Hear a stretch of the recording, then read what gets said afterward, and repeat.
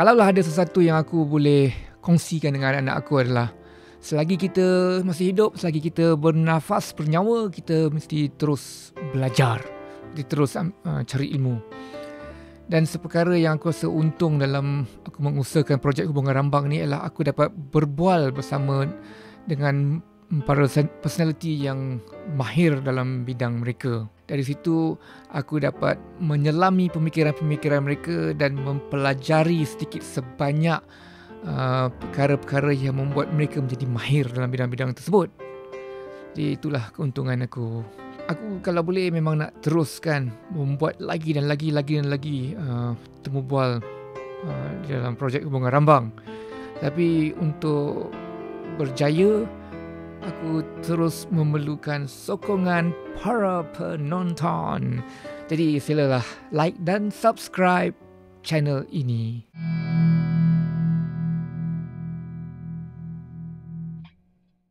Hey.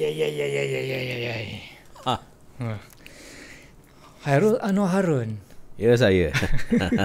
Kita daripada mula PKP, aku plan bila aku boleh dapat borak dengan Hairul Anwar Harun. Ya, aku ingat lagi. Hari ni juga kita berjumpa in person. Fikir balik-balik, bagus juga tak buat awal-awal. Kita boleh buat in person macam ni. Terima kasih kerana menjemput saya untuk datang interview temu ramai buat sembang. Bual bicara, wawancara. Dari segi umur aku tua aku tua sikit Lahir tahun bila? 69. 69. Kau tua banyak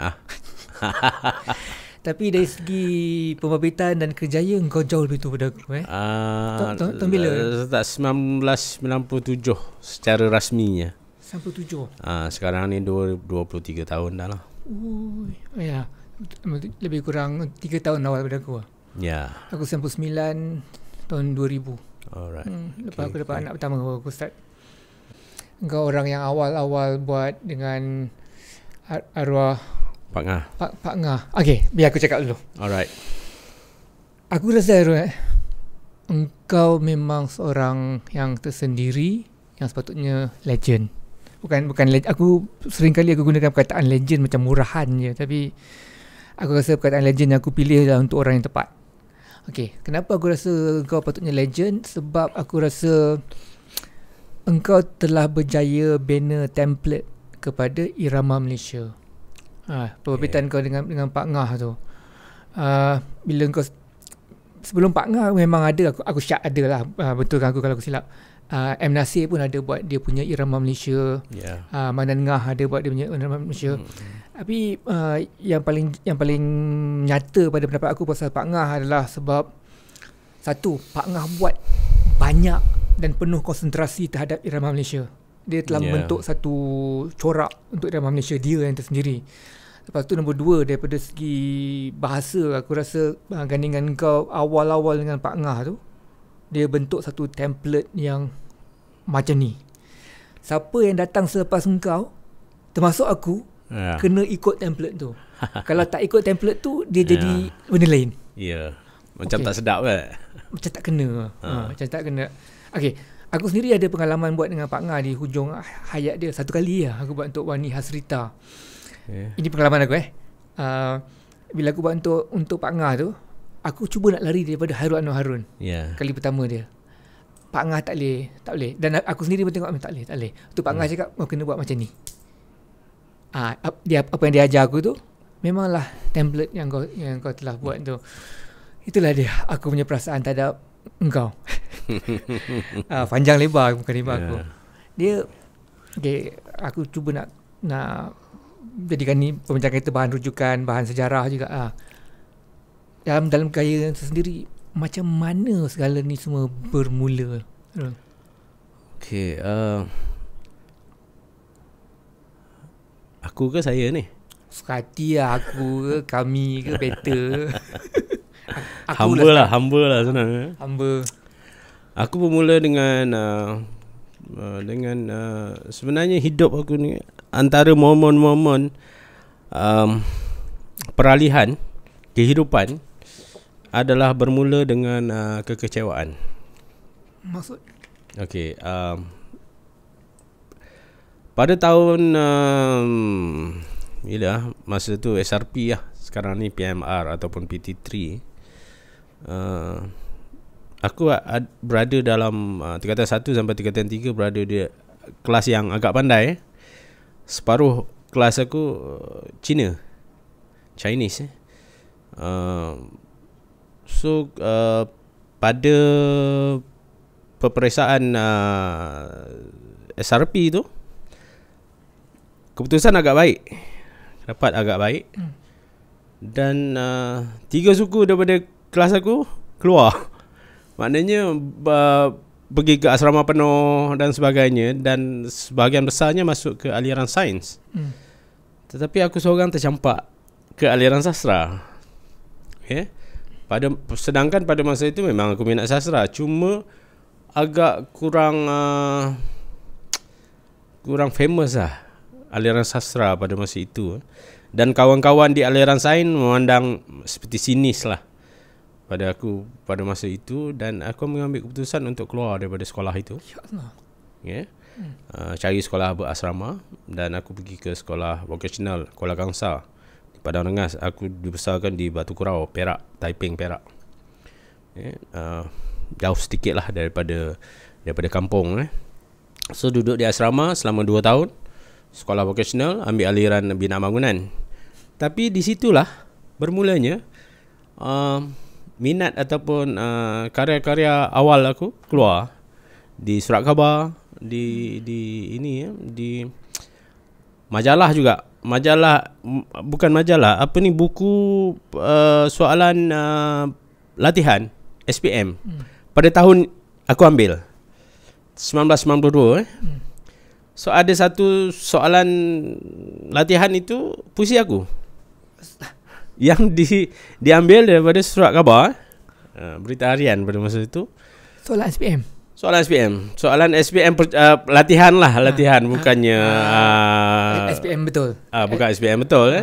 Buku dulu banyak buku-buku soalan soalan latihan untuk student menulis. Salah satunya buku aku, puisi aku.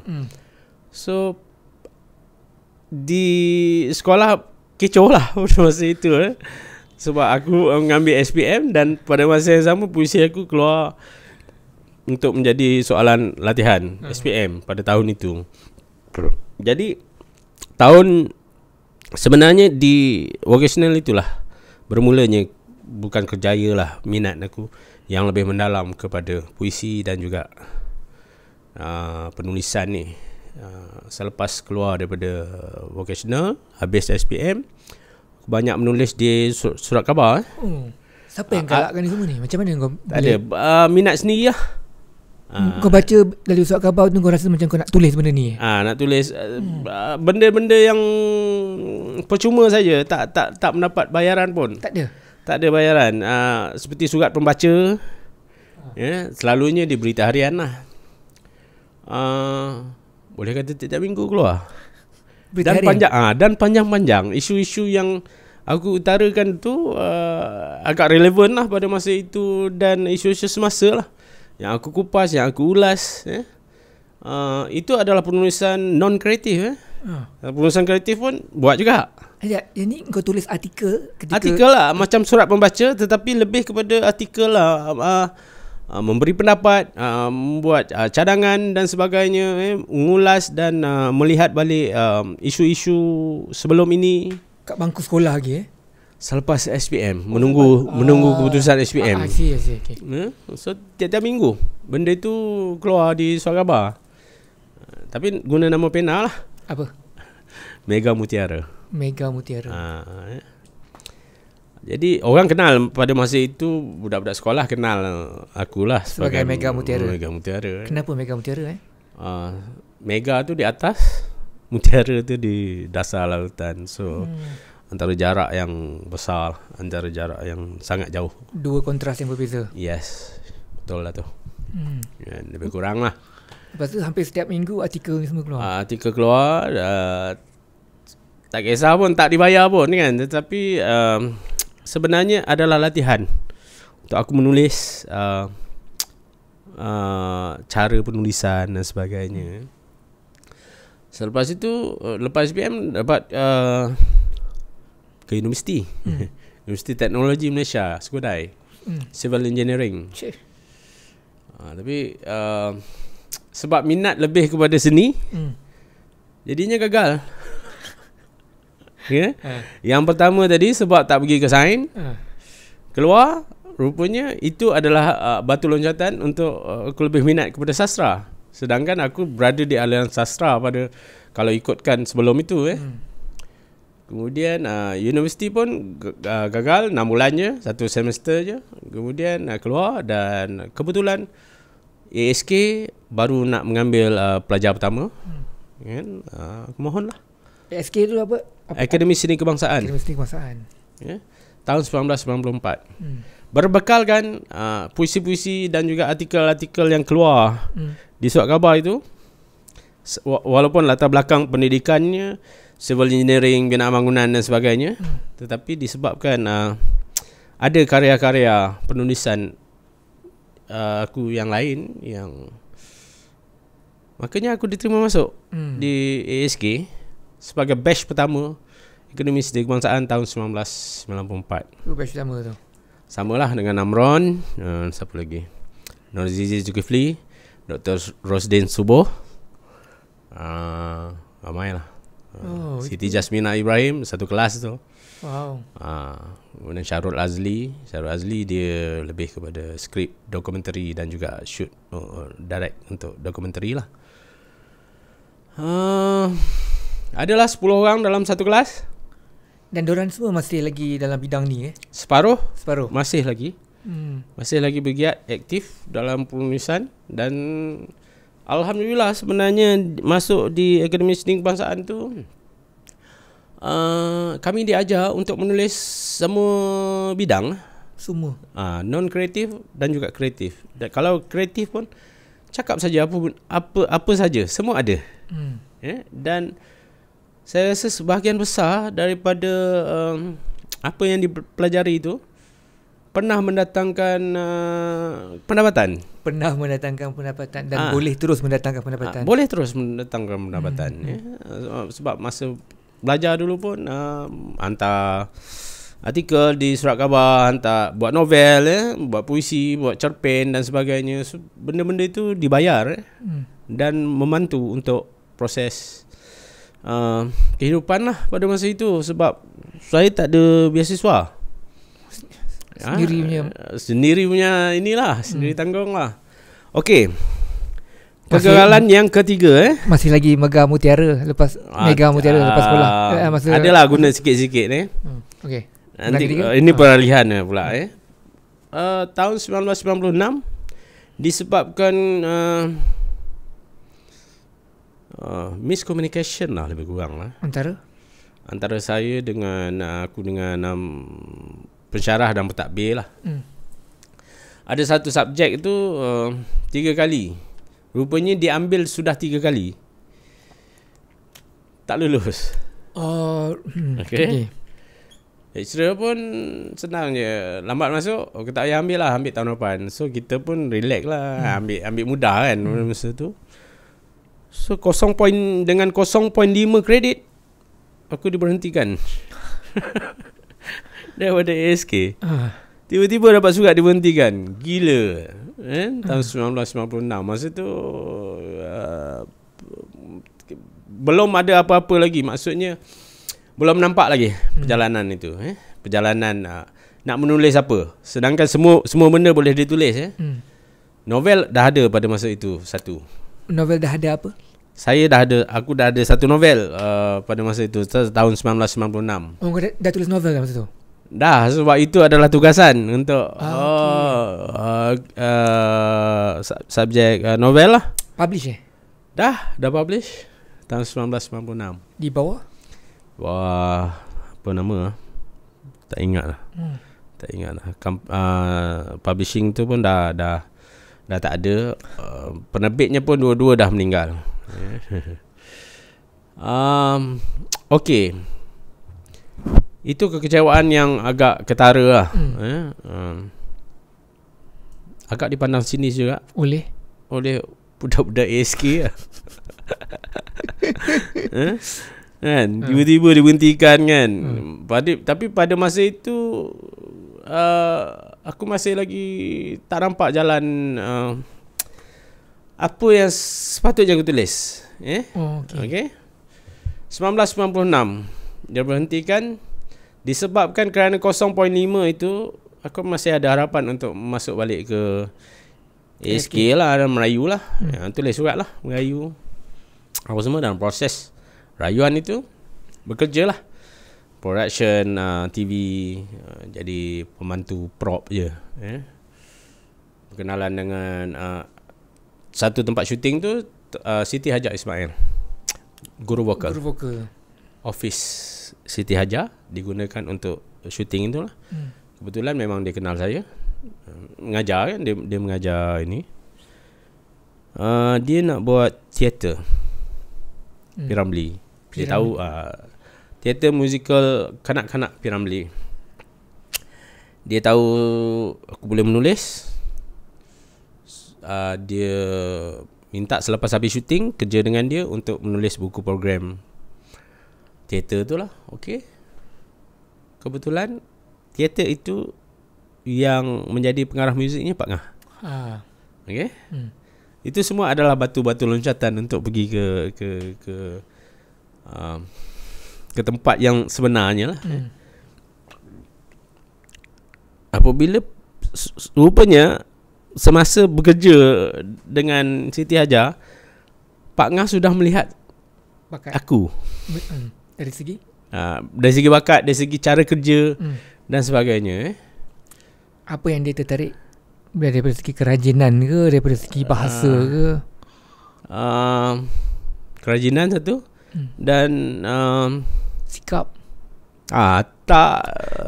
Ya, kerja-kerja lah kan. Kita kerja-kerja lah. Kita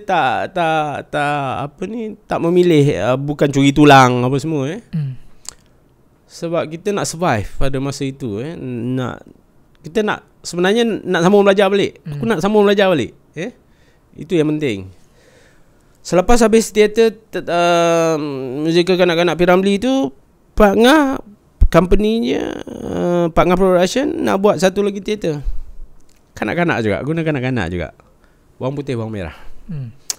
Remake of film. So dia panggil aku kerja dengan dia pula. Jadi apa? Buat apa? Production manager lebih kurang. Promotion macam tu lah. Bekerja untuk menguruskan teater tu. Jadi aku kerja lah kan dia. Pergi studio dia, office dia setiap hari. Dan kebetulan pada masa itu dia sedang buat album Nurhaliza Idris, Ala Dondang. Dia tahu aku boleh menulis.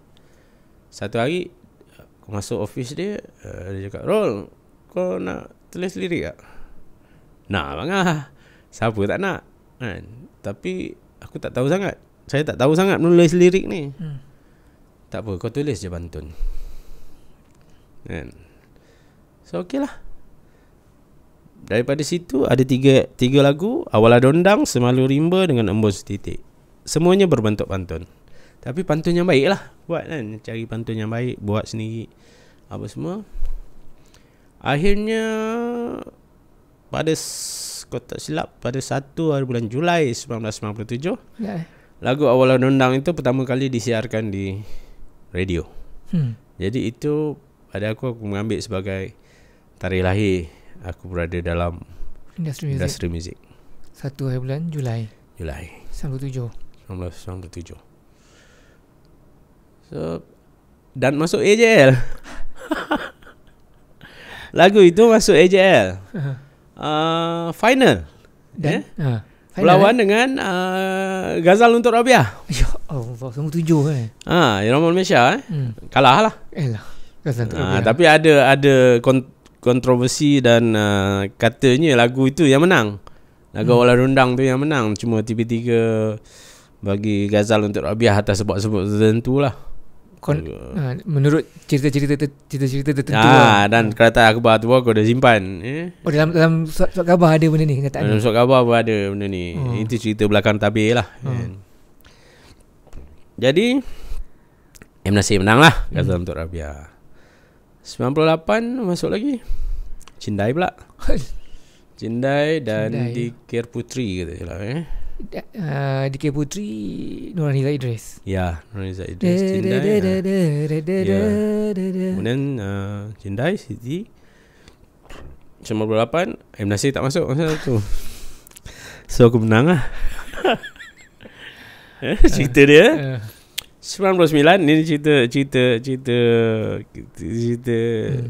ini je. AJL 99 aku masuk juga. 3 lagu masuk. Daripada 4 dalam satu kali ada 4 lagu final, 3 lagu aku dengan Pak Ngah. Apa?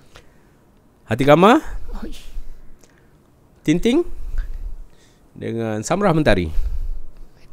Tinting mana satu Nandong tuan gendang di Palu, ting ting ting ting dengan okey. ya. Lepas tu yang satu lagi Samrah Mentari. yang lagu keempat tu. Lagu keempat lagu Dondang Mustika Kau Pratasa kot, kata silap. Okey. So M. Nasir masuk masa tu Andalusia. Dia masuk dalam pop rock, kategori pop rock. Andalusia pop rock. Sepatutnya etnik kreatif ke? Okey, pop rock Okey. Okay. Dia menang. Tapi kategori aku menang. Hati Kamar. Pop rock Andalusia menang. Dia menang sapu AJL lah kan. Tapi aku menang kategori je lah. 2000 Balkis dengan satu lagi lagu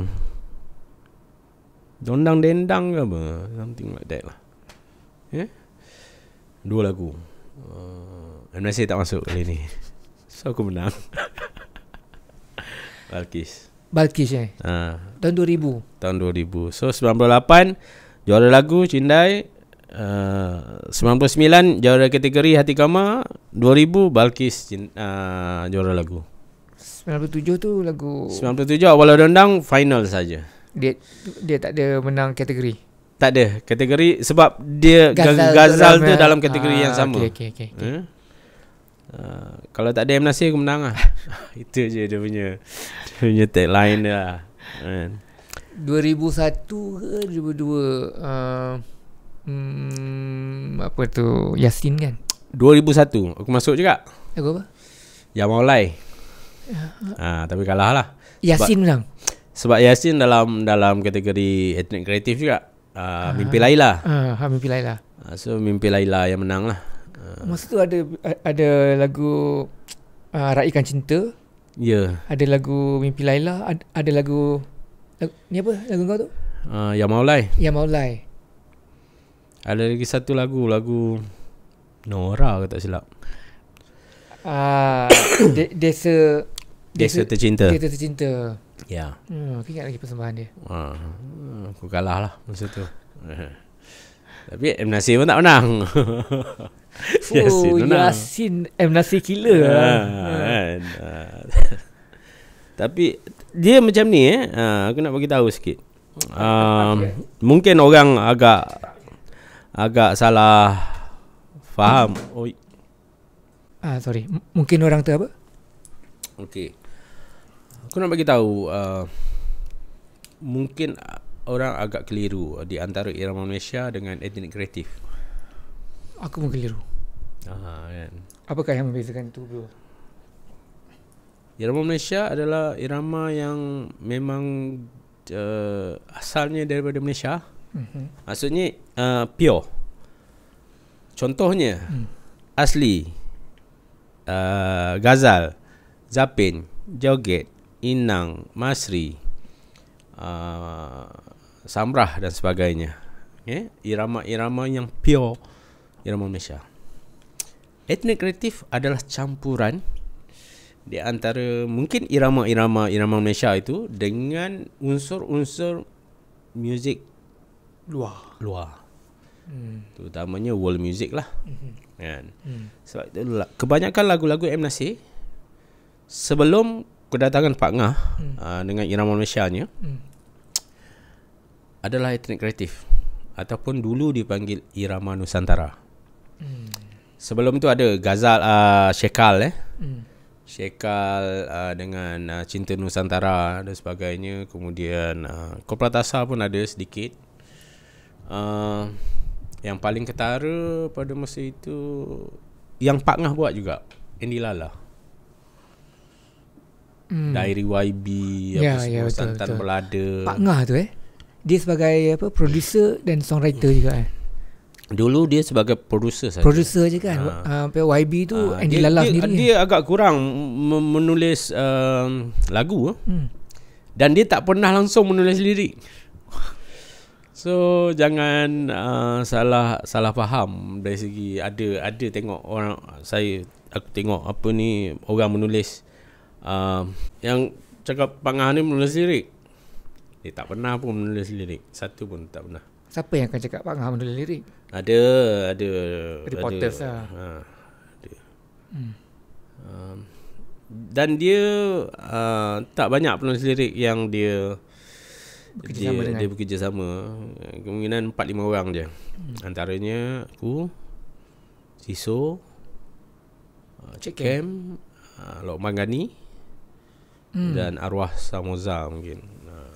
Arwah Samoza. Siapa ni? Arwah Samoza adalah classmate aku di ASK. Muda lah Arwah. Dia masuk ASK pun pada masa itu umur 40. Oh, I see. Dia agak lewat lah. Tapi dia banyak menulis skrip teater dan juga cerpen pada masa sebelum dia masuk ASK lah. And kemudian dia adalah menulis beberapa lagu dengan Pak Ngah. Sabri Muhammad Zain nama dia. Okay. Dia tulis kemudian pada engkau lah. Kemudian. Sebelum aku ada seorang je yang menulis lirik untuk Pak Ngah. Siapa? Lokman Ghani, Lokga. Lokman Ghani pelakon tu kan, director pentas tu kan. Lokman Ghani, okey. Bapak mentua Aziz M. Osman. Osman, okey. Aku confuse sama aku kenal dia. Siso pun hanya selepas tak ada dekat Pak Ngah Production saja baru dia menulis lirik untuk Pak Ngah. Sebenarnya ada hikmahnya apabila aku keluar daripada Pak Ngah Production, kerana alhamdulillah membuka rezeki kepada orang lain juga untuk menulis lirik. Kalau tidak, memang semua lagu aku je lah yang buat. Betul. Dan semasa aku dengan Pak Ngah tahun 97 hingga 2001 macam tu lah.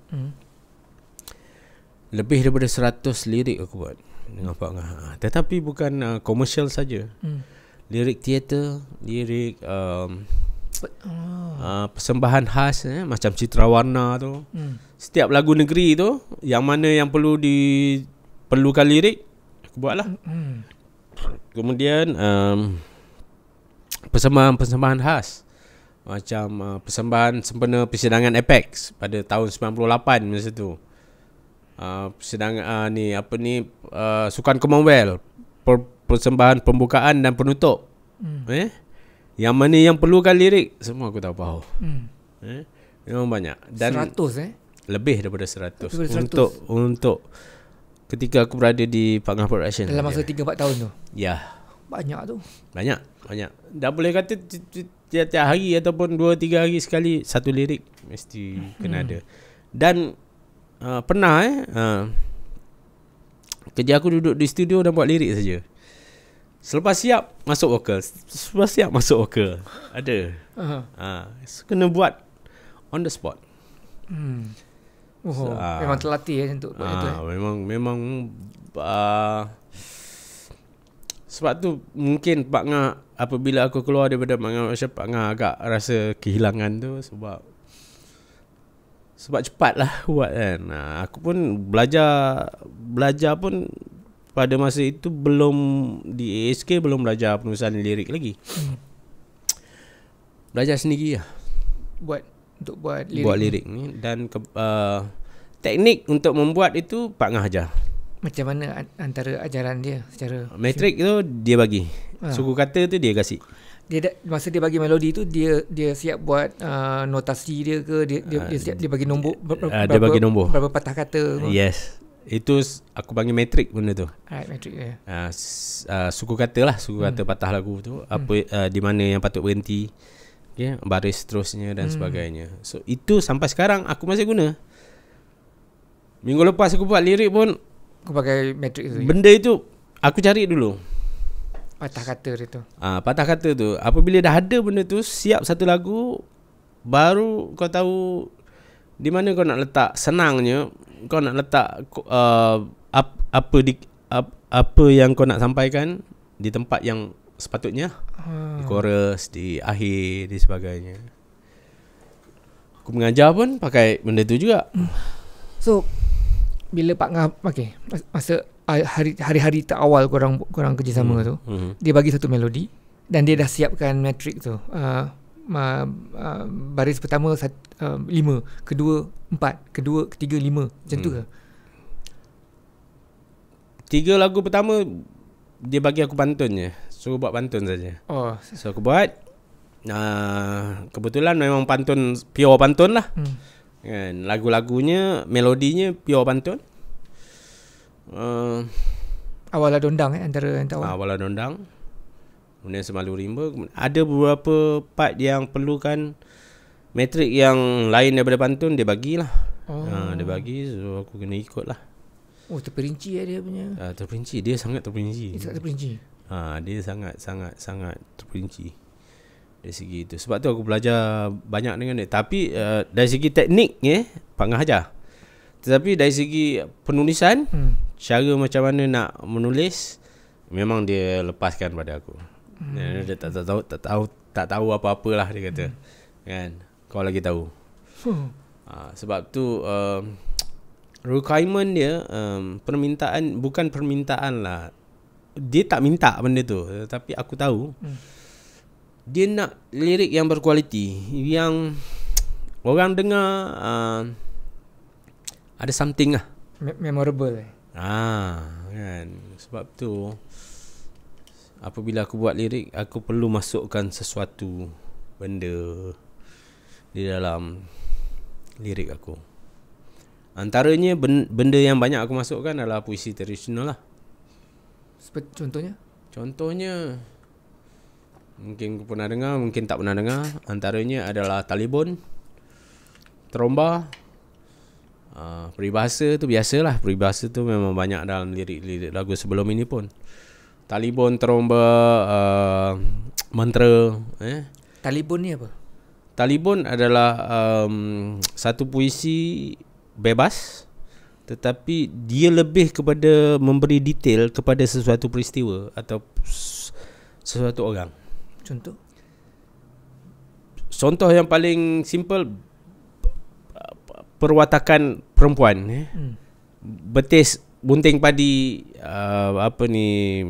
kening pipi bak pauh di layang, apa semua itu adalah benda-benda yang detail lah, description kepada satu sifat atau macam alamat hari nak siang, apa benda yang berlaku apabila hari nak siang tu. Dini hari, belumlah jauh, belumlah ini, orang tua berkalih tidur, benda-benda itu, benda-benda yang puisi tradisional lama. Ni panggil Talibon. Dia panggil Talibon. So ada benda-benda yang mungkin satu baris, dua baris, kau ambil daripada situ. Lagi satu Tromba. Tromba ni perbilangan adat lah kalau bahasa lainnya, Minangkabau punya adat istiadat ni. Orang Negeri Sembilan memang terkenal lah. Aku tu. Kan, Tromba ni. Contoh macam mana? Kalau nak tahu panjangnya pantai, tanyalah pada Seluang. Nak tahu dalamnya rimba, tanyalah pada Pak Belang. Nak tahu tingginya gunung, tanyalah pada Sihlang. So benda-benda yang inilah, benda-benda yang lebih kepada adat dan juga kehidupan. Dalam satu lagu tu dia boleh ada dua-dua sekali Talibon dan Toromba ni Pun boleh. dan kebiasaannya dia adalah Talibon, Toromba. Dalam katalah lirik ni aku buat Talibon je, lirik ni aku buat Toromba je, tak juga Ikut kesesuaian lagu lah. Misal kata lagu Tinting, Palu beduk, palu tabuh ku palu, kabar-kabarkan. Titir canang, titir gendang ku titir, jelajahi. Titir canang itu adalah di dalam Talibon. Lalu di titir canang pemanggil, itu cara untuk memanggil raja memanggil rakyat. So benda-benda yang simple-simple, kecil-kecil, sikit-sikit, sedikit aku ambil culik benda itu masukkan dalam lirik lagu. Tak lapuk di hujan, tak lekan di panas, itu peribahasa. Itu dalam lagu Tinting juga. Banyaklah sebenarnya, banyak benda yang aku ambil idea, bukan idea, sedikitlah puisi-puisi tradisional ini di dalam lirik lagu. Sebab tu agak lain. Dengar pun agak lain ya. Antaranya lagu alam terkembang menjadi guru, itu adalah tagline orang Minangkabau. Pun ada dalam lirik lagu Sabta, aku tak silap. Nurhaliza Idris juga, Manan Ngah punya lagu. Oh, ada satu lagu Manan Ngah. Pak Ngah ambil lagu Manan Ngah. Ya. Lagi apa lagi, banyak benda lah, banyak sebenarnya. Cerita-cerita klasik. Okay, cerita-cerita klasik, apa ni, prosa klasik. Prosa klasik. Okay. Prosa klasik juga aku masukkan dalam lirik lagu. Antaranya kisah Hanuman. Anak, kau tak silap, anak Sri Rama dengan Sita Dewi. Lupa. Okey, dalam lirik lagu Nurhaliza Idris, Sinara. Itu kisah anak Sri Rama lah tu. Hanuman anak Sri Rama. Tak silap aku. Okey. Aku dah lupa dah. Lama sangat dah buat benda tu. Aku baca satu kisah dia. Selalunya kisah itu ada dalam wayang kulit punya kisah lah. Tapi baca dia punya hikayat je. Intipatinya aku jadikan lirik lagu. Lirik lagu, ya, cerita. Kemudian Syakuntala tu apa? Syakuntala pun satu kisah klasik daripada India. Memang ada dalam lirik lagu Nurhaliza Idris. Tajuknya pun Syakuntala. Ini album awal tu. Album yang akhir-akhir aku buat untuk dia. Antara lain Layar Batuta. Ambil Batuta, Ibnu Batuta punya perjalanan masukkan sedikit-sedikit je benda-benda tu di dalam lirik lagu, untuk pendengar tahulah apa benda, apa yang sekurang-kurangnya ada ilmu sedikit di dalam lirik lagu. Itu aku punya misi lah selalunya. Sekurang-kurangnya satu patah perkataan baru di dalam lirik lagu. Supaya orang dapat ini. Antaranya adalah cindai lah. Cindai itu pada masa itu orang tak tahu apa benda cindai. Sekarang ni dah. Cindai adalah sejenis kain. Hampir seperti sutra atau songket. Cindai adalah jenis fabrik. Sejenis fabrik yang sangat mahal. Atau bahasa lainnya dipanggil petola. Wow. Asalnya daripada India. Dibawa oleh pedagang pada zaman dulu. Dia lagi mahal daripada sutra. Lebih mahal. Lebih mahal. Ada orang yang menyumpai satu kaki kali satu kaki. Pada tahun 2000 lebih lah. Jumpa. Di India, kain itu berharga satu kaki kali satu kaki. Cindai pure tu berharga 20,000 ringgit. Memang zaman dulu hanya orang-orang tertentu saja yang memakai cindai ini dan katanya keramat. Nak buat cindai ini makan masa berbulan. Sebab dia dikait satu-satu, dikait adalah. Engkau ingat tak lirik cindai? Masih ingat lagi? Cindai lah mana tidak berkias. Ingatlah sikit-sikit. Okey, kadang-kadang kita lupa lirik kita. Kadang kita lupa yang lirik tu aku buat yang punya. Kita banyak benda kita lupa. Betul. So, I cakap pasal cindai ni. Dia berkenaan dia berkenaan apa lirik lagu tu sebenarnya? Asal ceritanya adalah tentang Siti.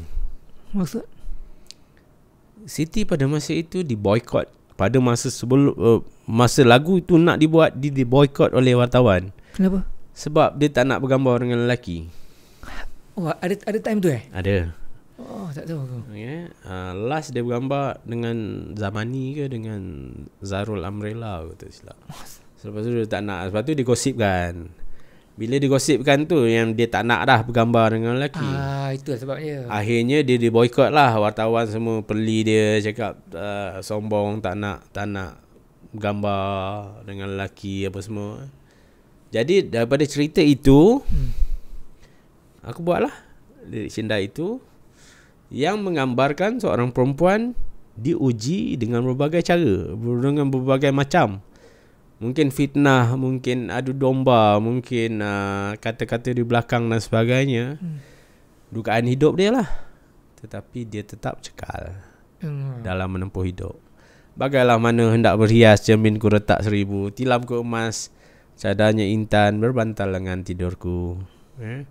Benda-benda yang famous, benda-benda yang kaya raya belum tentu membahagiakan.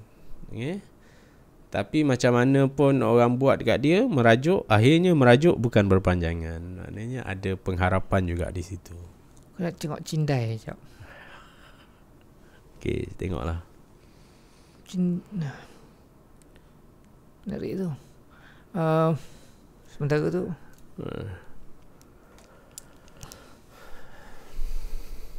cindai. Ini lagu memang bila hasilnya lagu ni kan, hasil-hasil yang selepas tu terasanya macam mana? Makin rasa macam makin meningkat ke ataupun makin menurun? Atau itu telah menjadi benchmark yang tinggi ke apa? Tak, dari segi melodi dan lirik kemungkinan cindai tetap di atas lah. Tetapi dari segi penulisan, bentuk penulisan sebenarnya ada yang lebih baik daripada cindai. Untuk aku buat lah. Antaranya adalah Balqis. Balqis aku buat dengan masa itu dah agak tahu sedikit teknik. Cindai. Okey. Cindai itu basicnya adalah pantun. Basicnya saja. Tapi aku buat pantun ini tetap memberi yang berkualiti lah. Setiap rima, daripada rima satu itu pun sama bukan rima akhir saja sama, ataupun rima tengah hanya. Rima nombor 1 dengan nombor 3 tu pun sama. Buat lagu mana? Balqis Cindai. Cindai yang mana tidak berkias. Ini verse kan? Ya, first. Jalanannya lalu rentak beribu. Bermak, berinduk. Bukan setiap perbuatan ataupun setiap benda dibuat harus selalunya akan mempunyai asal. Bukan 1000 beribu, bukan beribu-ribu ringgit. Tak. Bukan selepas itu aku betulkan dekat Siti masa dia masuk vokal tu. Dia nyanyi beribu. Dia beribu. Salah Siti, beribu. Maknanya dia mempunyai mak. Bila dia nyanyi rentak beribu yang tu. Ya, betul. Okey, bukan rentak beribu. Bukan. Okey, aku tak apa ingat detailnya. Bagaimana hendak berhias, cerminku retak, cerminku retak 1000. Mendendam unggas liar di hutan, jalan yang tinggal jangan berliku. Tilamku emas cadarnya intan, berbantal dengan tidurku. Hias cempaka kenanga tepian, mekarnya kuntum nak idam kumbang. Puas ku jaga si bunga. Ada lagi Impian gugurnya sebelum berkembang. Dia tak. Dia lagi. Katalah, Setiap perkataan, setiap baris, setiap pembayangnya kepada pembayang dalam pantun itu pun ada maksud. Okey. Cindalah mana tidak berkias, jalannya lalu rentak. Itu typing error. Typo yang SRC buat tu. Ya Allah. Typo. Tapi Siti nyanyi macam mana? Rentak. Tapi dalam teks dalam rentak. asalnya itu semua orang ambil itu daripada kulit album. I see. Rentah. Mana ada perkataan rentah? Itulah tu. Typo. Rentak. Aku pun kena juga. Bagaimana? Okey. Cinta mana tidak berkias, jalannya lalu rentak beribu. Bagailah mana hendak berhias, cerminku retak 1000. Tadi yang kau explain tu macam mana? Dia punya Cindalah mana tidak berkias. Cinta itu benda yang baik kan? Berkias ni selalunya orang memperkatakan sesuatu lah. Benda baik mana yang orang tidak perkatakan. Jalinnya lalu rentak beribu. Maknanya benda baik itu selalunya mesti ada asal usul yang baik juga. Ada induknya. Bagailah mana hendak. Refer to Siti lah. Siti kan benda baik lah. Kan? Benda mana pada masa itu orang tak kenal Siti, semua orang kenal. Kan? Bagailah mana hendak berhias itu refer kepada apa yang berlaku pada dia pada masa itu. Bagailah mana macam mana dia nak ini. Cerminku retak 1000. Yang rima tadi tu line pertama dengan line ketiga bagai cindailah bagailah. Right. Mana juga hendak tidak berkias berhias. Macam tu Jalinnya lalu rentak beribu. Jalinnya cerminnya retak 1000. Cerminnya. Ni salah typo lagi. Cerminku. Cerminku retak 1000. Cerminku retak 1000. Nanti jap. Ini bila kau buat ni memang kau by design dia kena jadi macam ni. Yes. Okay. Because disiplin asal. Yes. Ini panggil apa? Pantun. Disiplin pantun asal pun macam ni juga. Disiplin pantun yang basicnya adalah rima di hujung sama. Okay. Dan pembayang dan maksud tu kalau boleh ada kaitan. Okay. Tetapi pantun ni dia ada dua jenis. Satu lisan, satu tulisan. Lisan adalah pantun-pantun yang mungkin dinyanyikan dalam donang sayang ataupun berbalas pantun. Lisan. Ataupun orang pergi meminang ataupun kena tol dekat majlis perkahwinan misal kata berbalas pantun secara spontan. Yang tidak memerlukan pembayang dan maksud ada kaitan. Yang penting sama hujung, sama rima di hujung saja. Itu lisan, spontan. Engkau ada kemahiran untuk buat tidak ada. Dalam kemahiran aku pantun lisan tidak ada. Sebab aku lebih menjurus kepada tulisan. Tulisan ini dalam lirik lagu, pantun-pantun yang nak disiarkan misal kata yang kita karang, yang ada masa untuk kita karang. Itu adalah pantun tulisan. Pantun tulisan ini kita ada masa untuk perbaiki, untuk memikirkan pembayangnya kena atau tidak dengan maksud dan sebagainya. Rewrite, redraft. Kalau boleh rima itu kebanyakannya samalah. yang paling tekankan rima pantun adalah ABAB, bukan AAA. Maksud? Macam mana contohnya? Rima ABAB macam mana tidak as u. Oh, rima tu macam tu. Dia tak boleh ma ta pa. Itu kalau itu AAA. Rima itu tu sebenarnya itu lebih kepada syair. AAA adalah syair. Kalau pantun dia AU. ABAB. B maksudnya? ABAB lah, maknanya yang tidak baris kedua itu tidak sama dengan baris I see. Okay, contoh cindailah mana tidak berkias. Itu A. Jalannya lalu rentak beribu. B. Lepas tu yang barisan ketiga pula A balik. Yang keempat B. Dia okey, hias. Kias, hias. Beribu, seribu. Bu, as. Itu dipanggil rima sempurna, rima akhir sempurna. Itu yang sebaik-baiknya untuk pantun. Kalau di tengah itu rima tak sempurna, tak apa.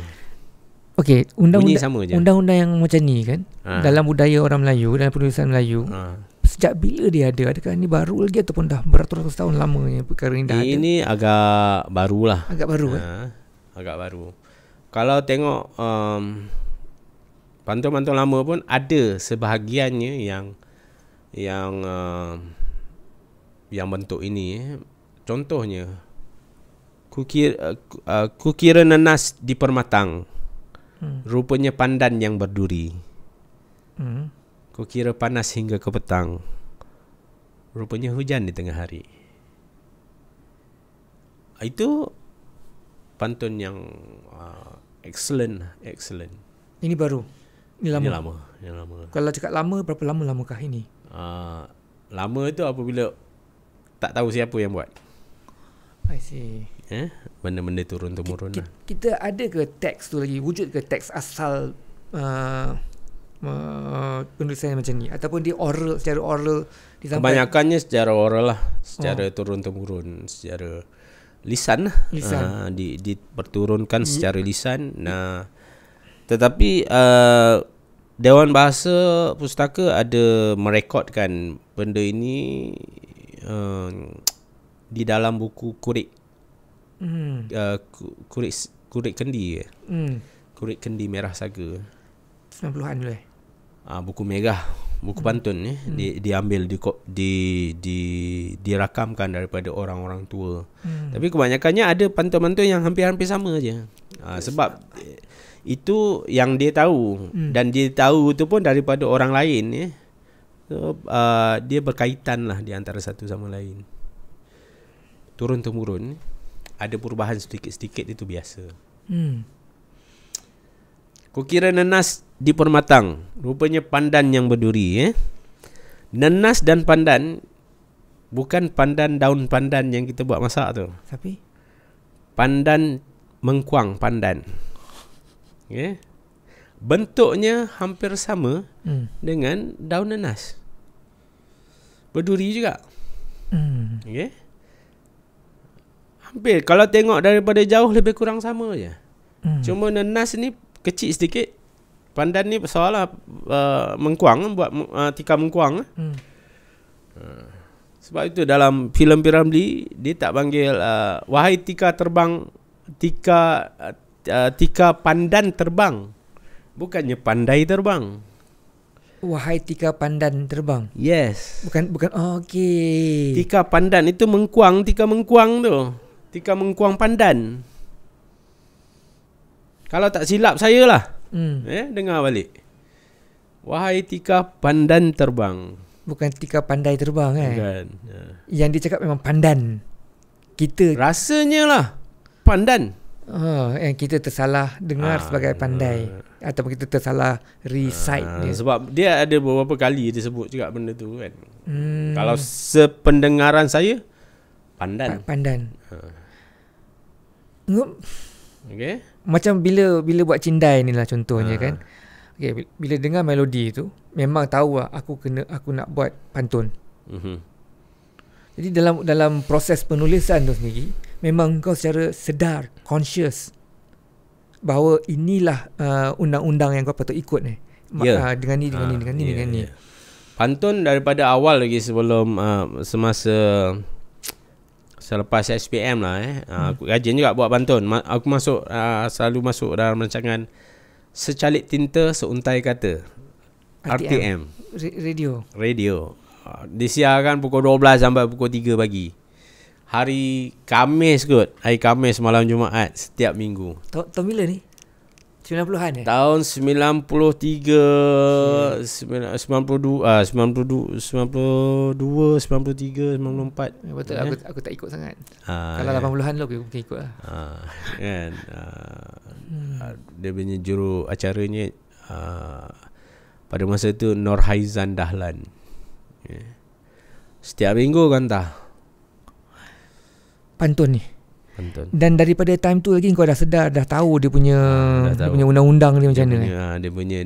Dia punya apa yang cantiknya di dalam pantun. So, belajar sendiri. Ni sebelum ASK. Sebelum ASK.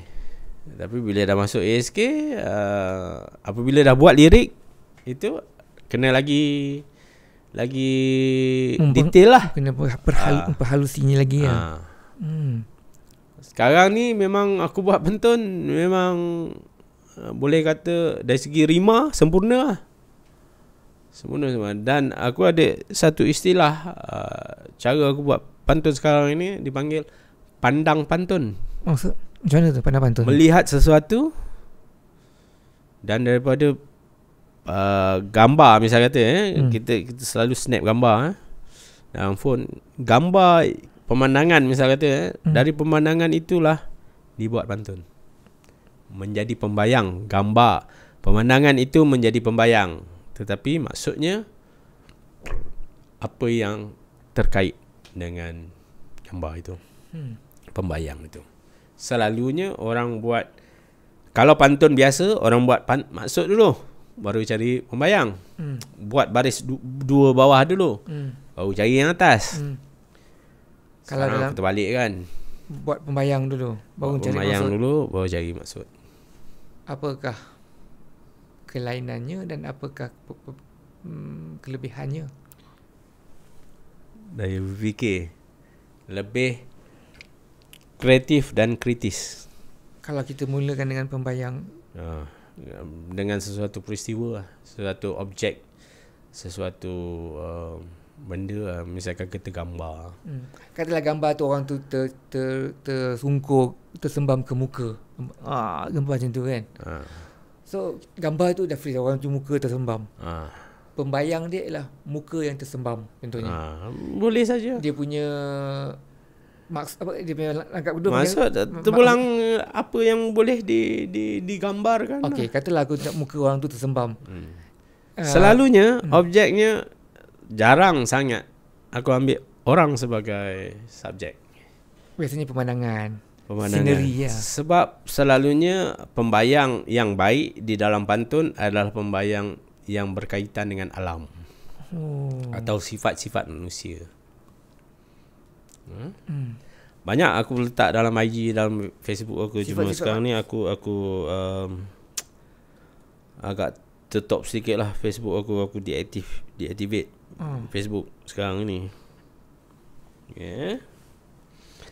Misal kata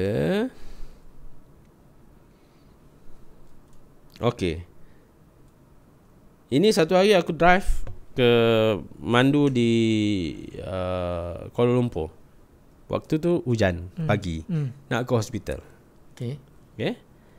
Saya ambil gambar, snap gambar daripada dalam kereta. Waktu hujan lebat, ada bangunan tinggi menuju ke Kuala Lumpur. Melalui Bukit Lanjan. So aku tulislah satu pantun. Hujan lebat menuju kota, jalan berbalam kabur pandangan. Bukan tak ingat rindu meronta, rawanku genggam hancur kenangan. Boleh saja kaitkan dengan apa saja. Ini misal kata hujan, ni hujan sebelum senja. Hujan merunduk di ambang senja, bayu berkabus mendingin malam. Bulan ku peluk, tumpang bermanja, rindu menghembus semakin dalam. Senja akhirnya akan membawa ke malam. Bulan adalah kaitan di antara malam dengan ni. Banyak. Okey, ni cindai. Aku dapat satu gambar kain cindai. Cindai disulam ikatan tepi, derap pendekar mengutus salam. Cindai ni selalunya dipakai oleh pendekar ataupun pahlawan sebagai bengkong yang dikatakan apabila dicucuk keris takluk. Itu kaitannya. Cindai disulam ikatan tepi, derap pendekar mengutus salam, bagai sekam dimakan api, asap di luar, hangus di dalam. Pendekar ada musuh kan. Selalunya musuh sekam, macam sekam lah. Sekam dimakan api.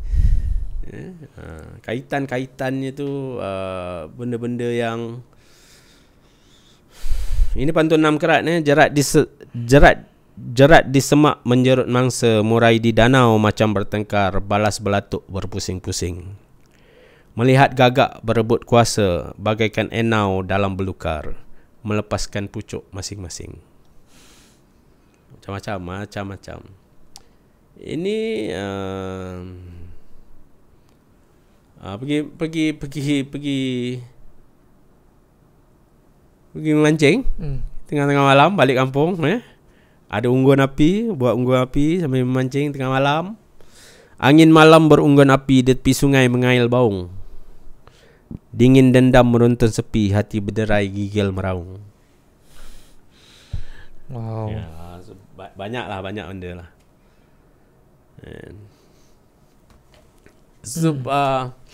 Pantun ni boleh menjadi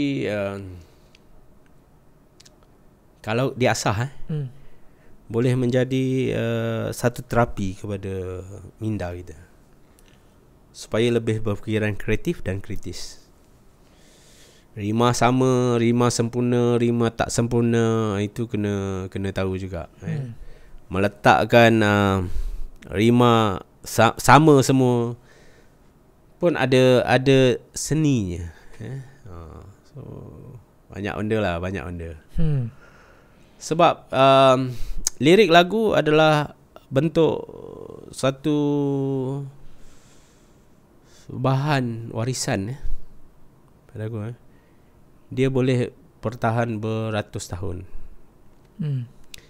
Jadi apabila nak menulis lirik lagu, harus memberi yang terbaik supaya dia masih relevan sehingga beratus tahun lagi.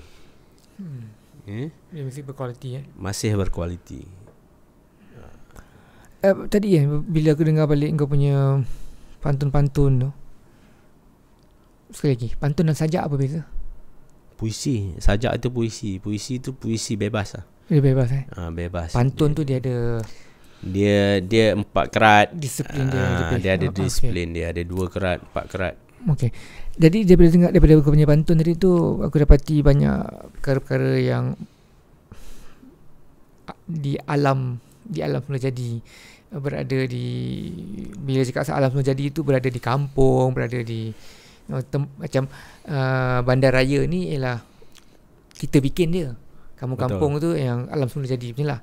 Jadi macam perkataan enau, perkataan yang kau pilih tadi tu banyak noun yang berada di kampung. Banyak benda-benda yang ada nama khas yang berada di kampung. Aku jadi now aku tak boleh ingat apa now tu. Banyak benda-benda yang aku tak boleh ingat because dia tak ada di sekitaran aku. Unless aku membesar dengan itu. Sekarang ada Google, boleh Google je. Yalah. Kalau aku nak tahu aku kena Google. Dan masalah dengan Google ni, dia tidak menjadi benda yang kita simpan dalam otak kita. Kalau kita nak kita cari tak payah nak ingat banyak. Okey, aku punya soalan adalah engkau mesti untuk mempunyai pemikiran macam ni, engkau mesti banyak idea sama ada banyak berminat membaca benda-benda yang macam tu yang ada kaitan dengan alam semesta. Jadi ataupun engkau sendiri pernah melalui kehidupan yang mana macam tu, kehidupan formative years engkau tu. Adakah engkau daripada Aku orang kampung. orang kampung Okay, aku dilahirkan di Pulau Pinang sebab arwah ayah dulu askar di Sungai Ara, Camp Sungai Ara, Hospital Bersalin Pulau Pinang.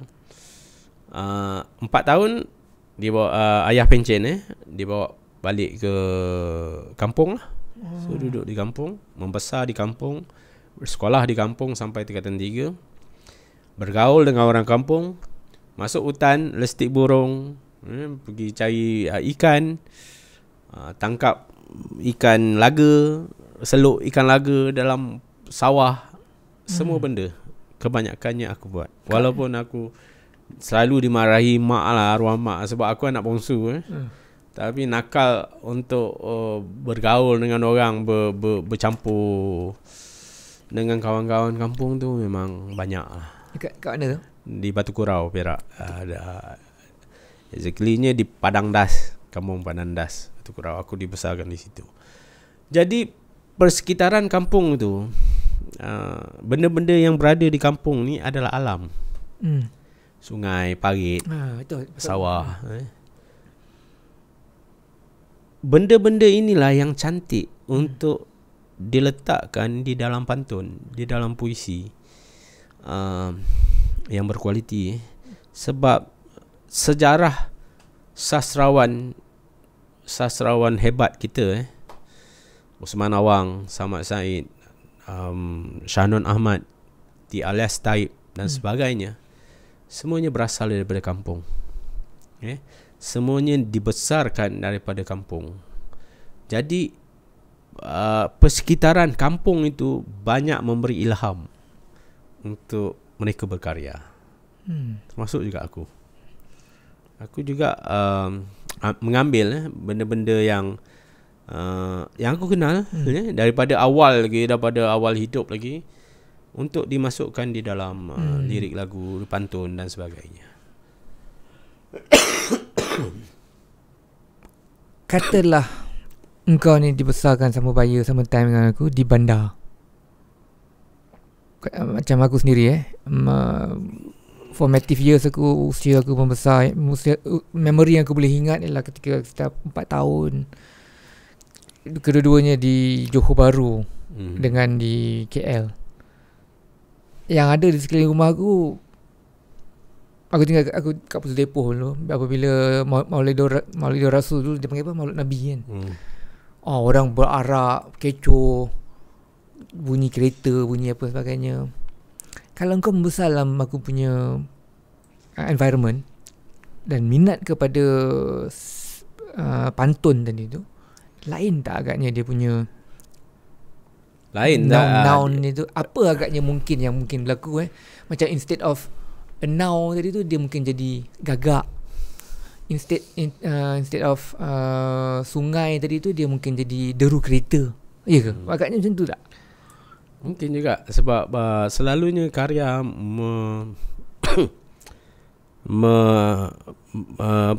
dipengaruhi oleh pengalaman kehidupan kita juga. Sebenarnya dalam pantun letak telefon ke, letak benda-benda yang moden, agak-agak moden, ataupun bahasa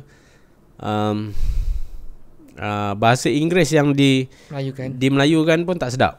Tak sedap dia mesti ada kampung tu, dia mesti ada kampung juga. Macam juga puisi. Puisi kalau diletakkan perkataan-perkataan yang di Inggeris yang dimelayukan pun agak kurang. Baby. Modernisasi, diskriminasi. Adalah tempat-tempat yang boleh letak, tetapi ada yang macam misal kata buat pantun letak balcony, tak pergi dia tak tahu Kalau beranda ke anjung sedap lah. Kan? Okay. Benda sama je balcony. Sekarang ni rumah pangsa ada balcony, ada kondo apa, letak anjung, letak beranda, letak serambi. Banyak lagi perkataan Melayu yang betul. sama, lebih kurang sama erti je. Ya.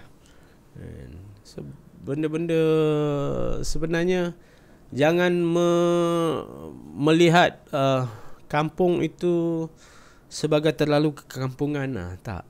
Maksudnya sebenarnya kampung itu nilai-nilai kampung sebenarnya bukan nilai kampung, nilai alam.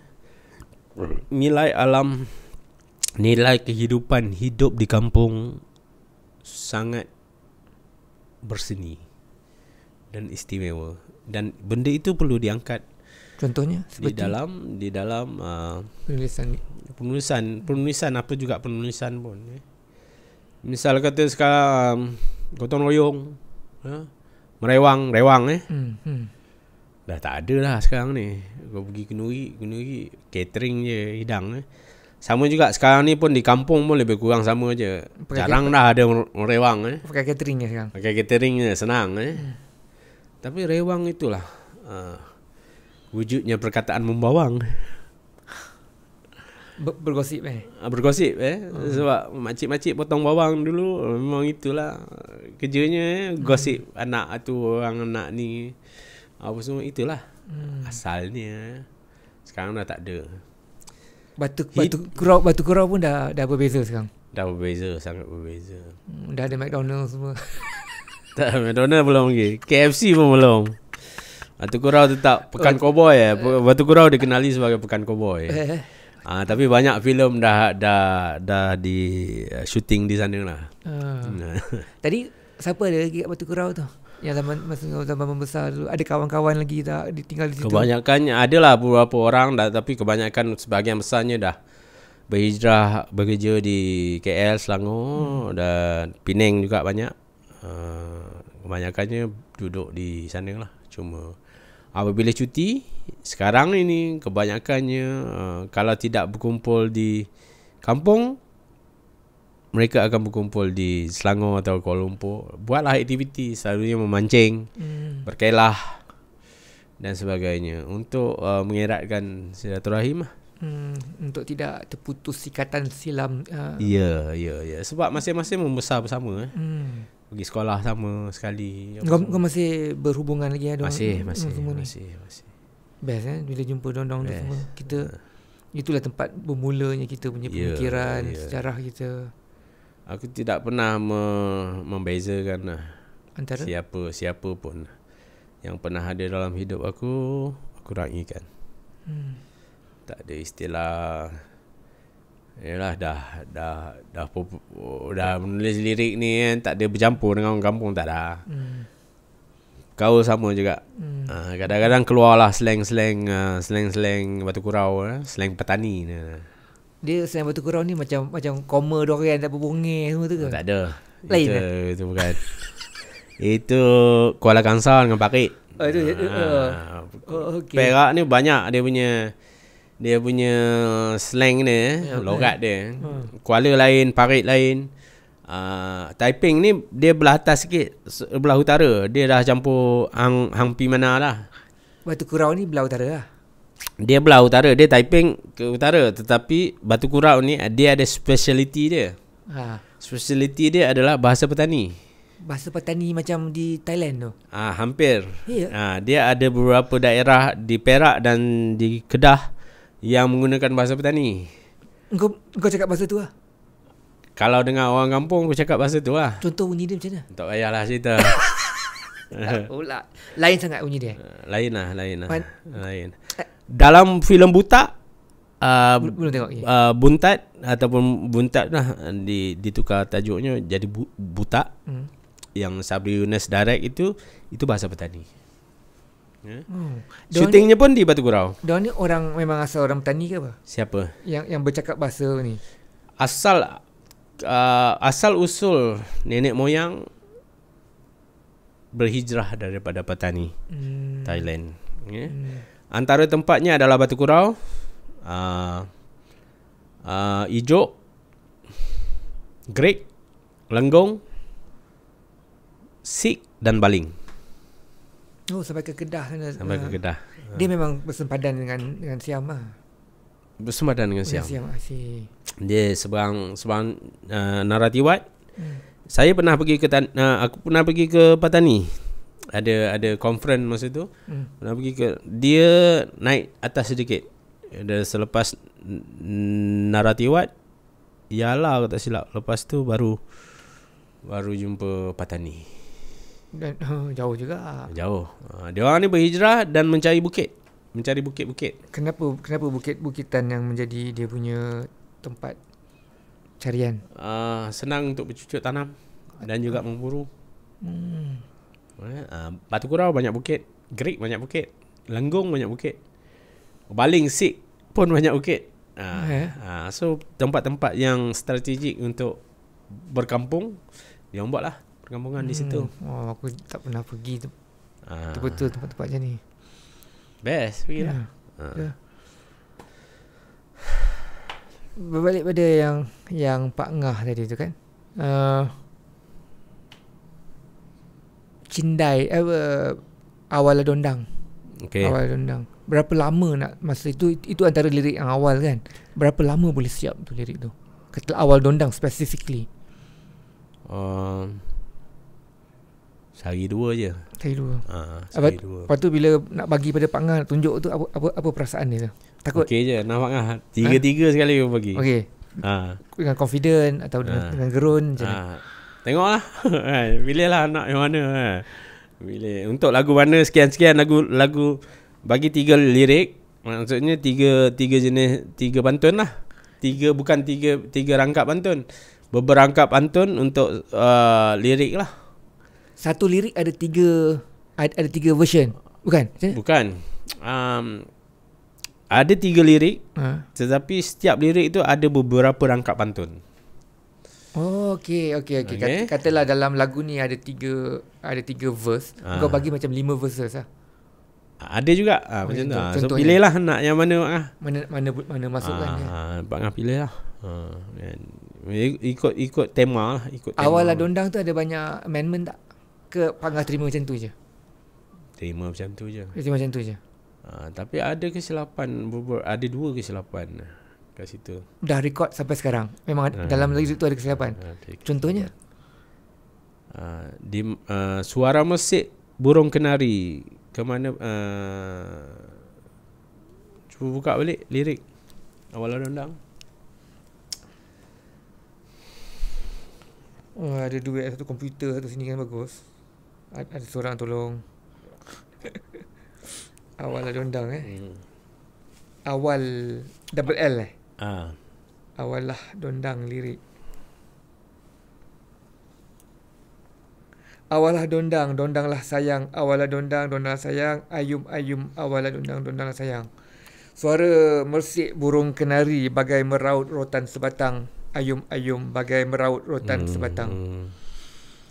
Tiada nasib untuk dicari bagai melukut tepian gantang. Ayum, bagai ayum tu kau tak payah sebut lah. Aku sebenarnya tak ingat lagu ni. Okey, macam ni. Bagai melukut tepian gantang. Macam ni. Okey. Liriknya patutnya suara mesik burung kenari bagai meraut rotan sebatang. Tiada nasib untuk dicari bagai melukut tepian gantang.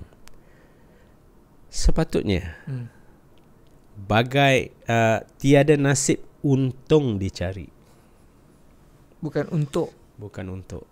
Kenapa berlaku untuk ni? Apa dah tadi? Typo lah. Aku tak typo sendirilah. Itu kesilapan aku. Kalau mengikut bantuannya, suara mersik burung kenari. Tiada nasib untung dicari sepatutnya. Tapi tulis nak cepat kan. Untuk dicari.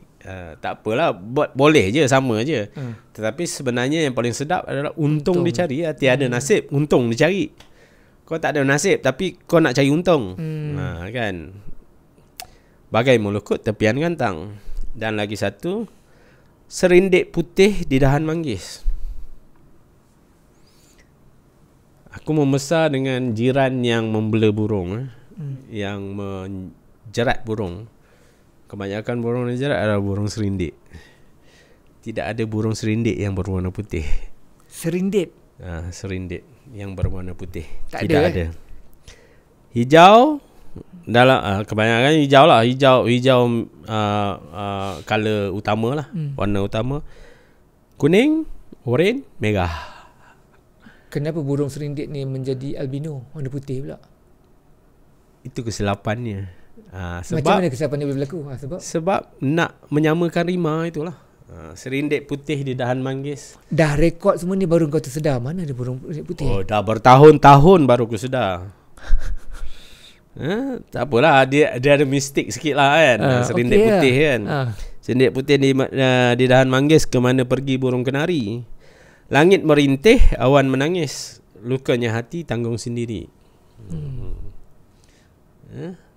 Serindit putih ni dia ada mistik sikit lah.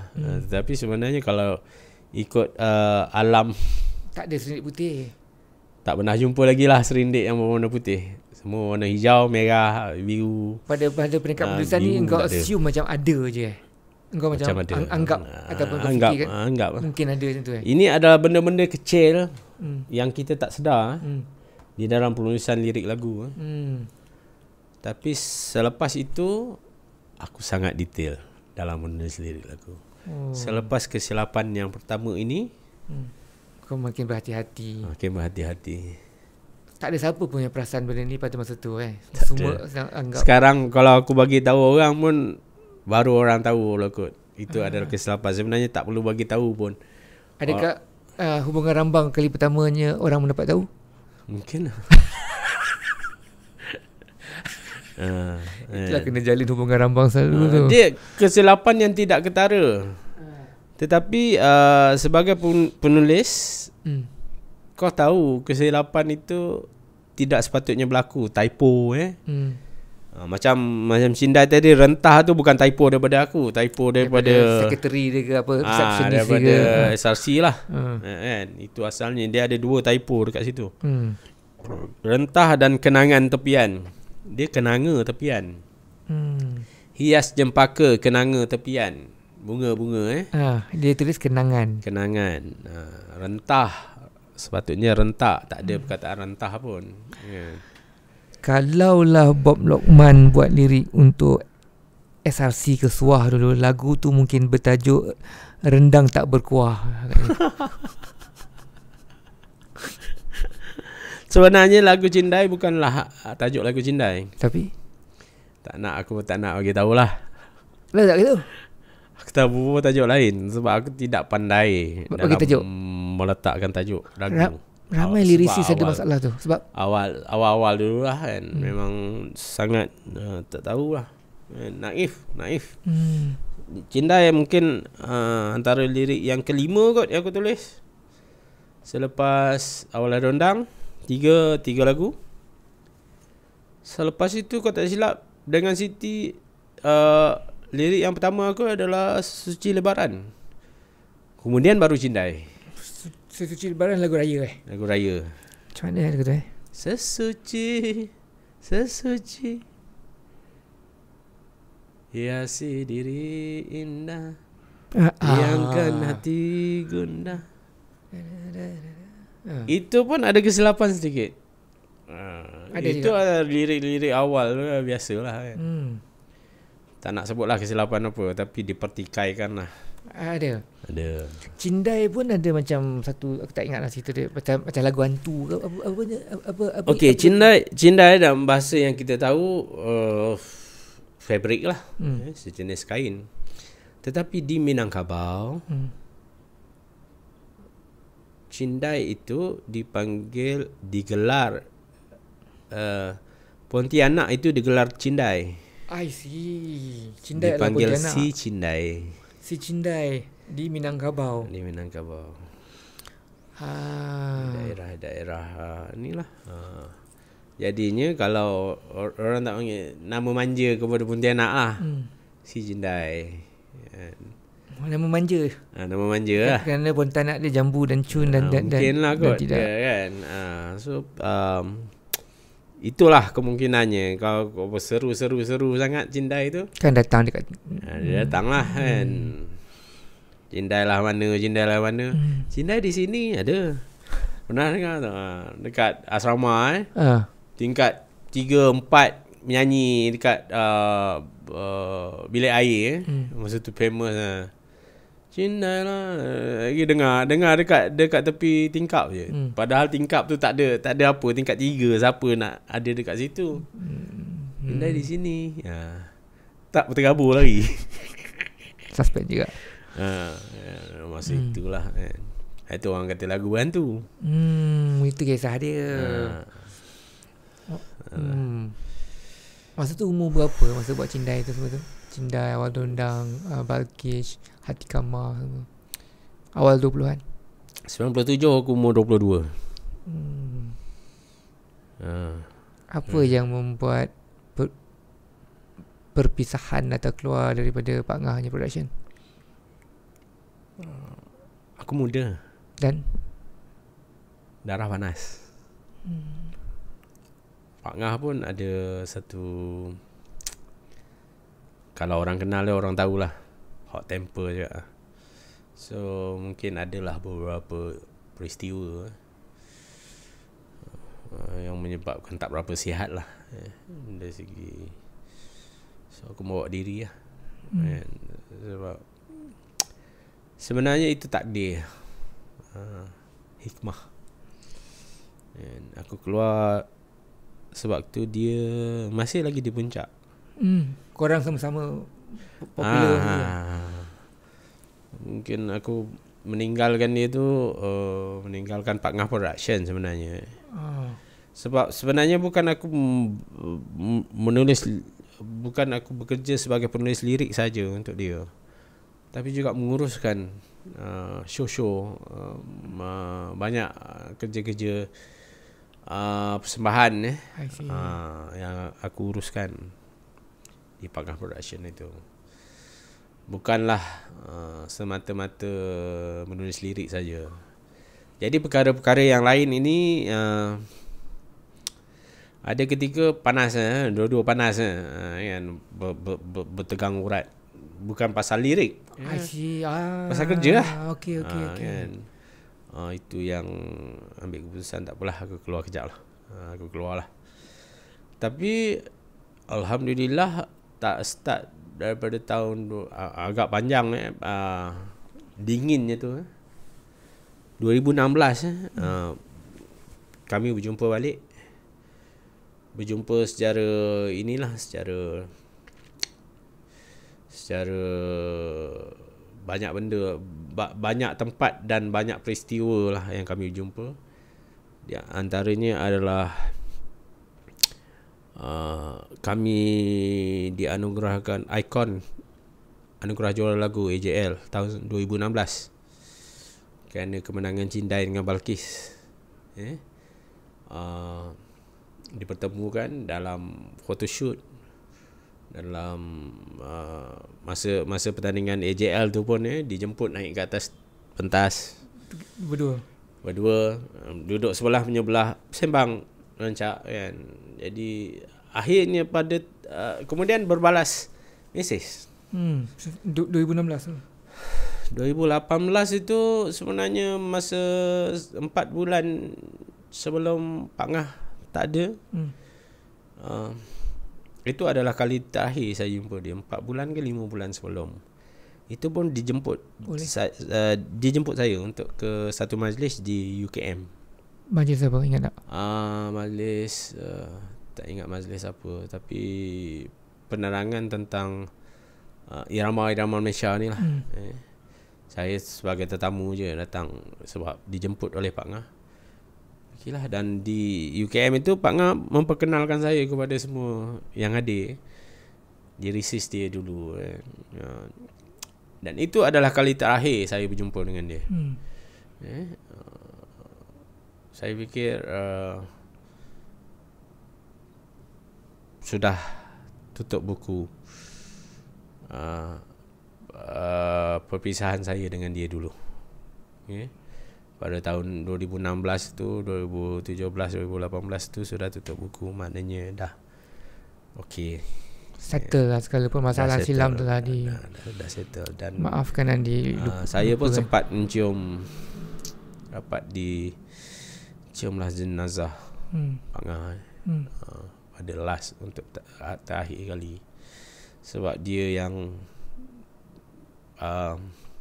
tahu bakat saya dalam penulisan, dan dia yang memberi peluang untuk aku dalam industri muzik ni.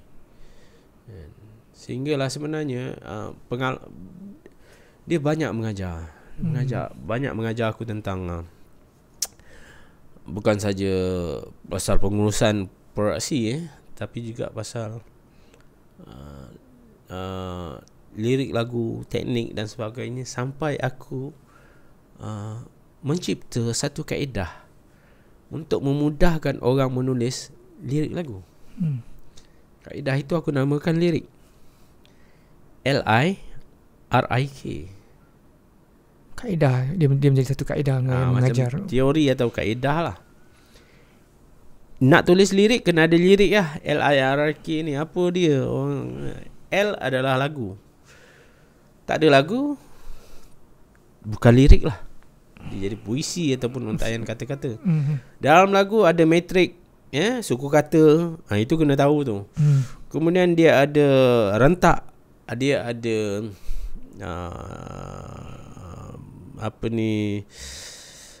melodi, dia ada plot lagu. Plot lagu itu kau kena tahu dulu sebelum kau tulis lirik lagu. Plot cerita penulisan tu maksudnya. Plot lagu tu sendiri, plot melodi tu sendiri. Oh, melodi tu sendiri. Melodi tu sendiri ada plot. Alright. Sebab itu gunanya metrik itu, suku kata itu dibuat dahulu mengikut melodi. Supaya kau tahu plot lagu tu berapa rangkap dia ada. Di mana klimaknya? Di mana pengakhirannya? Verse ni macam mana? Permulaan penceritaannya bagaimana? Kita plan lah benda-benda tu. Rentak, genre lagu, semua benda kena tahu. Sangat teknikal Sangat teknikal. Tu L lagu. I ilmu. Kau kena ada banyak ilmu untuk menulis lirik. Bukan setakat kau boleh tulis saja kau boleh jadi penulis lirik. Lirik kau biasa-biasa je lah. Ilmu bahasa, gaya bahasa, pemilihan perkataan, kemudian ilmu bangsa, tentang bangsa kau. Bangsa ni ada macam-macam, budaya dia ada apa semua.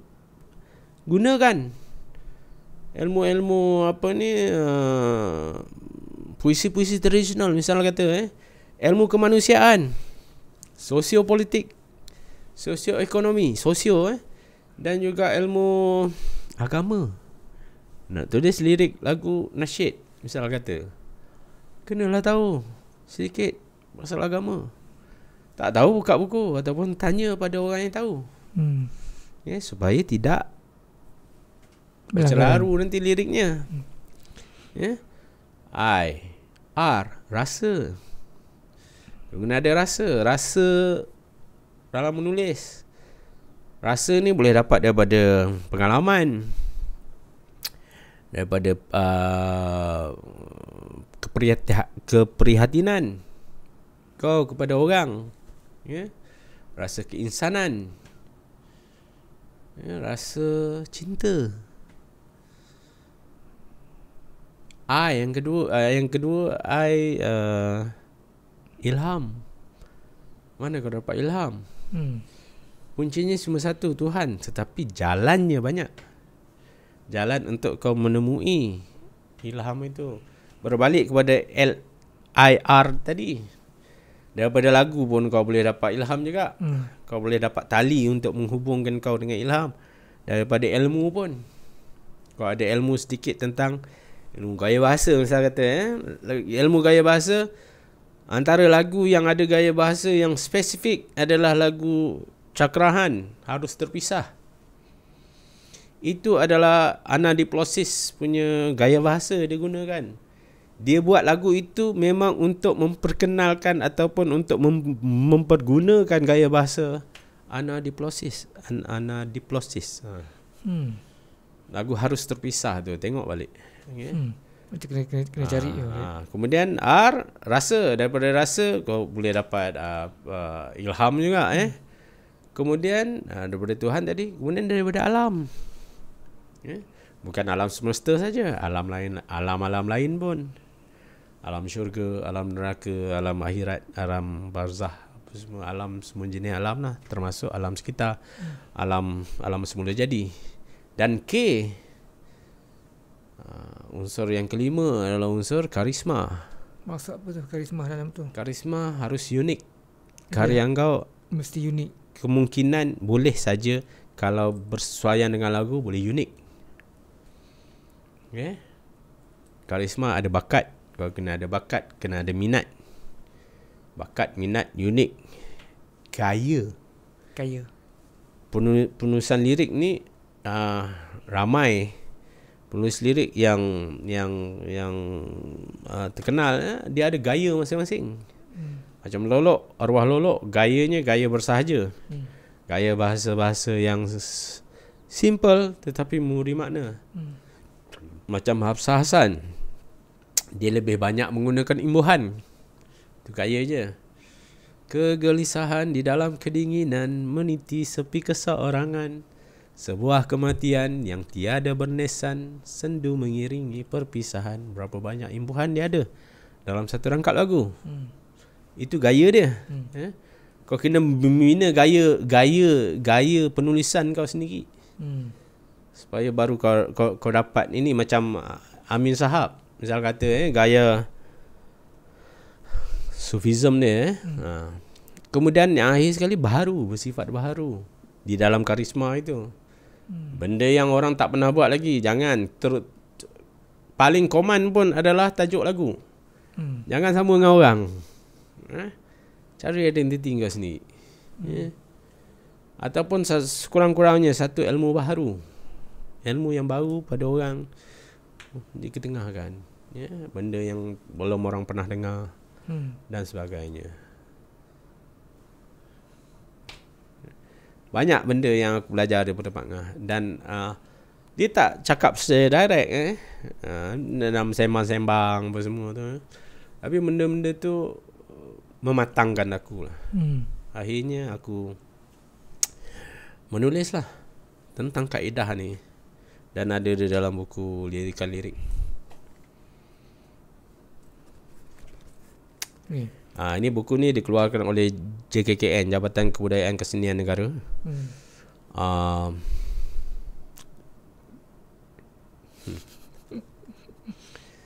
Ini dah ada JKKN.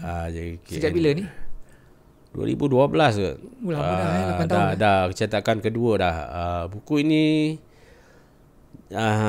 jarang dijumpai di mana-mana kedai sebab JKKN dijual secara langsung daripada JKKN. So siapa yang nak kena pergi ke JKKN negeri ataupun ke JKKN HQ di sinilah. Pak Ngah sempat tengok buku ni? Pak Ngah pernah menyatakan mengenai buku ni? Ada komen dia? Ada pernah bicara? Tak sempat rasa nak bagi kat dia. Tapi kemungkinan dia tahulah. Kemungkinan dia pernah tengok lah buku ni. Korang tak pernah discuss atau Pak Ngah tak pernah cakap apa-apa pasal buku ni? Tak sempat pun. Tapi nak dapat buku ni kena buku ini pun aku ada satu je kopi. Dekat JKKN pun tak banyak dah rasanya. Buku ni rights ni siapa punya rights? JKKN punya. Tapi kalau nak buat balik ataupun nak rewrite balik untuk buku yang lain, kalau ada penerbit yang sudi nak terbitkan, boleh saja. Boleh saja. Tambah diperbaharui dari segi info-info di dalamnya dan sebagainya. Banyak benda yang aku ceritakan dalam buku ini. Ini kemungkinan besar adalah buku yang pertama di dalam Malaysia tentang teknik menulis lirik lagu. Tak ada lagi sebelum ni Tak ada. Hafsah Hassan tak ada, Amin Sahab tak ada. Lolok tak ada. Cuari Selamat tak ada. Jadi 2016 tu jumpa balik Pak Ngah. Antara 2016-2018 korang dah tutup kisah silam. Dan Dan dia pun pergi ya. Awal 2018 dia ada mesej saya. Mesej aku. Ya, adalah bertanya tentang status lagu sekian-sekian, minta kebenaran untuk direkodkan balik apa semua. So sejak itu rajin per WhatsApp lah dengan dia. Wah macam biasa, tak ada apa. 15 tahun jugalah korang. Kau tinggalkan Pak Ngah Production 2001 kan. Rindu bukan tak rindu. Masa tu rindu. Apa yang paling menjadi kerinduan? Rindu lah aku nak menulis. Nak menulis. Nak express perasaan tu kan. Nak express. Tapi itulah, dia pun tak banyak dah lagu-lagu selepas aku begitu, tak banyak kecuali Nirmala lah. Selepas itu lagu-lagunya jarang ada yang meletup lah. Nirmala Cek Kem Cek Kem 2016-2018 tu tak ada buat untuk dia. Tak ada. Aku pernah cakap dengan dia, apa yang aku buat lah. Dia cakap dengan aku dekat AJL tu lah, sebelah menyebelah kan. Rol, kau buat je apa kau nak buat. Teruskan usaha kau. Tu pada aku ada semangat lah. Semangat untuk aku. Untuk aku terus. Dan itulah, ilmu ni kau simpan pun tak guna. Okay? Selagi aku ada, selagi orang nak, aku akan sebarkan. Alhamdulillah adalah dapatlah aku mengajar sedikit tentang lirik lagu dekat Aswara. Sebelum ni dekat UiTM. UiTM Puncak Perdana. 2 setahun juga lah, 2 semester. Mengajar di sana. Full time full time? Part time. Mana orang tak nak aku macam full time ni. Walaupun kau ada master ke apa ke, tak nak dah. Tak apalah kan. Wek lah benda lain. Wek lah apa yang boleh dibuat kan. Alhamdulillah janji aku dapat mengajar lah, kan. Budak-budak student aku pun agak happening juga lah. Dia dapat UiTM pun sama, apa ni, Aswara pun sama.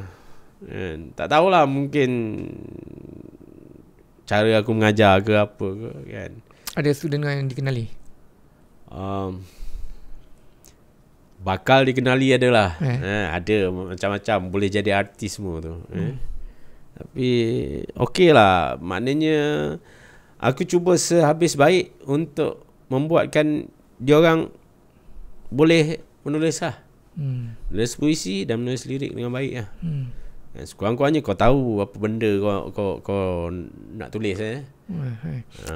Perkara yang aku curious selepas kau dah tidak lagi buat dengan Pak Ngah, makan masa juga Pak Ngah nak cari pengganti tu lah, writer tu Siapa yang paling menonjol sekali dalam kelompok penulis-penulis dia yang kemudian tu? Menonjol? Sebenarnya yang ada Cek Kem dengan Siso lah kan, yang paling banyak sekali kan. Adakah mereka punya template tu jauh tak pergi daripada yang kau punya template tu? Ada, aku dengar cerita lah. Dengar cerita.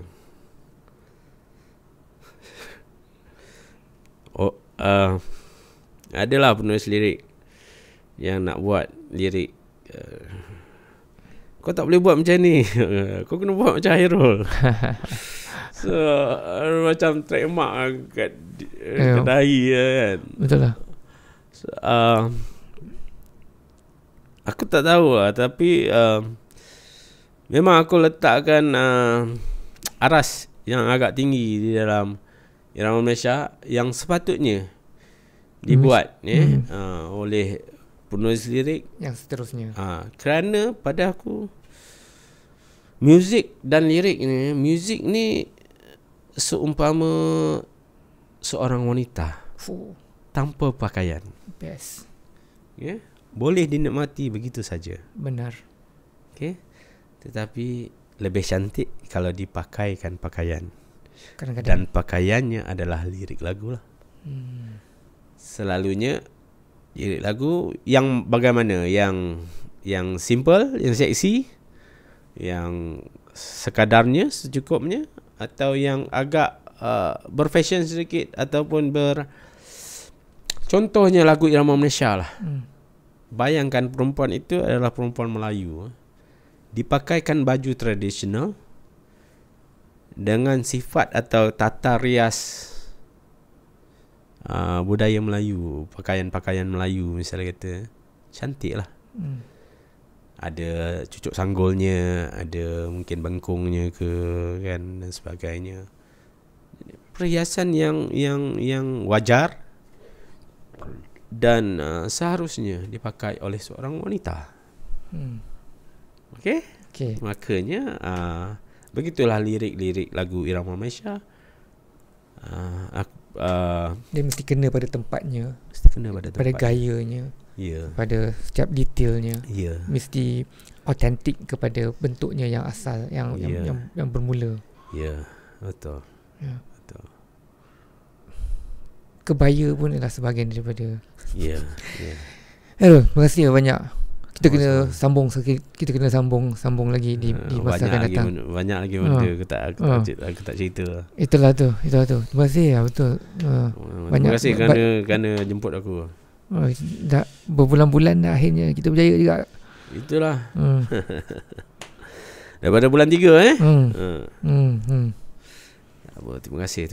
Okay. Sebab aku pun yalah, banyak benda aku nak cakap kadang-kadang tak ada platform tak ada tempat untuk aku ni, dan aku bukanlah kaki yang mencari glamour pergi ke sana, pergi ke sini apa semua, tidak. Aku buat kerja aku lah. Dan selagi menulis, aku boleh menulis, ada kerja untuk aku dapat sesuap nasi untuk anak isteri, aku buatlah. Betul, aku faham benda tu. InsyaAllah. Nanti kita jumpa lagi. Okay, terima kasih. Terima kasih.